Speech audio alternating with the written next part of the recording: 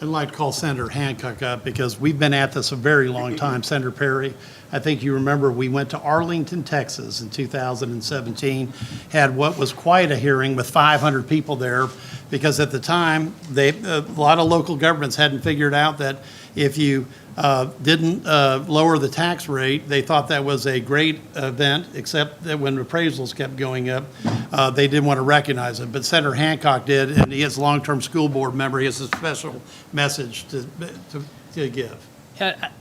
Obviously, the importance of this, and the Lieutenant Governor's driven this from day one. In fact, he's driven it from day negative. Negative 40. Yeah, negative 1,200. Negative 22 years. And as we lower property taxes, we want those for our constituents. We know the burden they feel in their homes, especially our senior citizens, and we focused in that area. And so that is obviously a key. But I was sharing with the Lieutenant Governor, the thing that we're missing out on is the needs for those revenues aren't going away. Those revenues, for the most part, go into our educational system.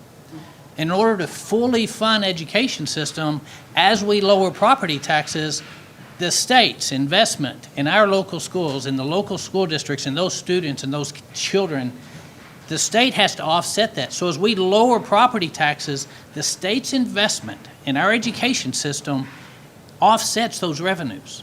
The need for those revenues doesn't disappear.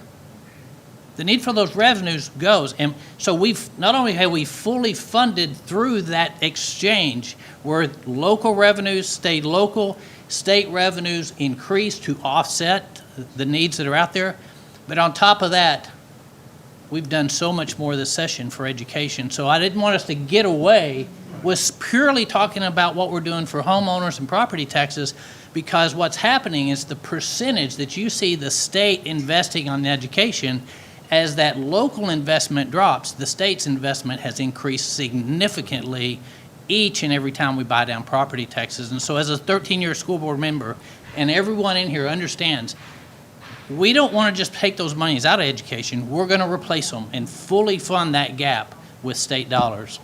Thank you.